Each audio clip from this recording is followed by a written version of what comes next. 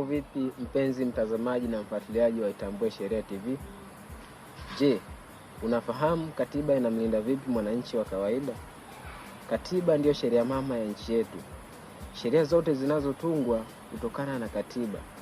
Katiba ipo ili kumlinda mwananchi, kusimamia na kutekeleza rasilimali za serikali, kuzuia matumizi mabaya ya madaraka.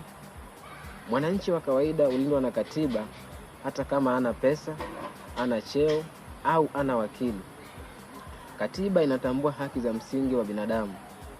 Haki hizi za msingi ni pamoja na haki ya kuishi, haki ya kumiliki mali, haki ya uhuru wa mawazo, haki ya usawa mbele ya sheria.